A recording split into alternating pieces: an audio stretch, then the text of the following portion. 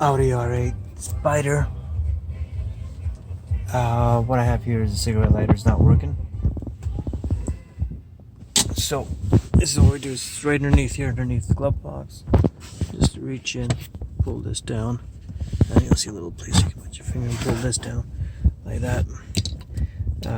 You got a test light. I just got a test light to wrap the thing in the front so it doesn't short out of places. Ground it here.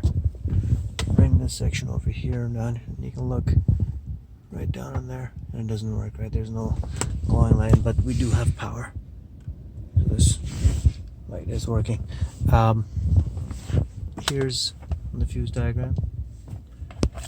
So as we see, here, let me change the view to this, and the cigarette lighter is power outlets right here, which is E12,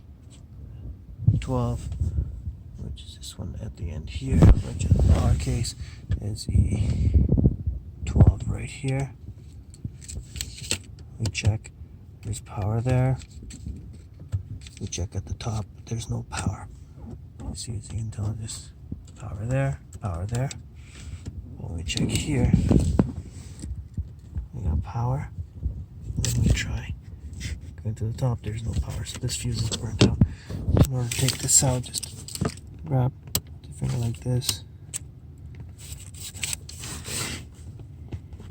Easily, gently work it out like that.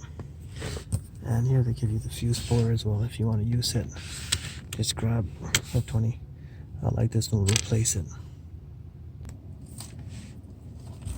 So here I've got a new 20 amp. Just gonna pop it in there. It goes in. We'll do a quick check.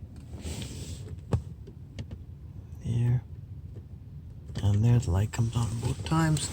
Now we come down here into the cigarette lighter, and